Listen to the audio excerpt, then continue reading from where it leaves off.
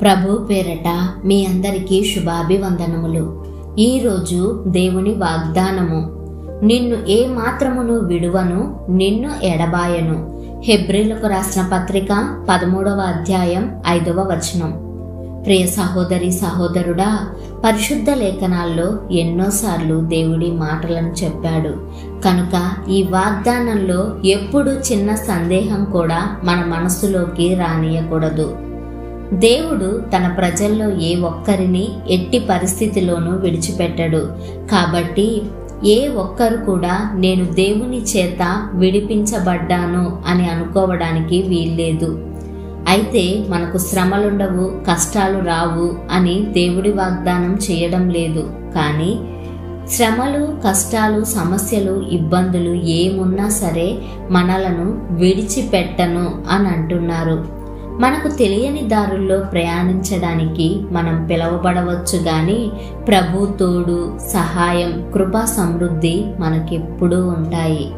మేలిమి బంగారం కంటే ఆయన విలువైన వాడు, గొప్ప ధననిధి కంటే ఆయన అనుగ్రహమే కోరదగినది.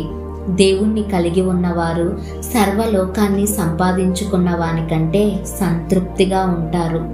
నా ప్రాణమా, నిన్నెన్నడూ విడువను, ఏ మాత్రమును ఎడబాయను అని దేవుడు చెబుతుంటే, ఆయనను కూడా నువ్వు ఎన్నడూ విడువక ఉండేటట్లు, ఆయన మార్గాలను ఒక్క క్షణం కూడా ఎడబాయకుండా ఉండేటట్లు కృపను వేడుకుంటూ ఇంకా ఎక్కువగా ప్రార్థనలో గడుపుదాం.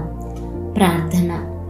మహాపరిశుద్ధుడవైన మా ప్రియ పరలోకపు తండ్రి, మీ ప్రశస్తమైన నామాన్ని బట్టి మీకు నిండు వందనాలు. నువ్వు ఎంతగా మమ్ములను ప్రేమిస్తున్నావో, ఎంతగా నీ కృపలో భద్రపరుస్తున్నావో మాకు ఈ వాక్యం ద్వారా తెలియజేసినందుకు వందనాలు. ఎన్ని అననుకూల పరిస్థితులు మాకు ఎదురైనా విడువను అన్న మీ వాగ్దానాన్ని బట్టి మీకు స్తుతులు చెల్లిస్తున్నాం.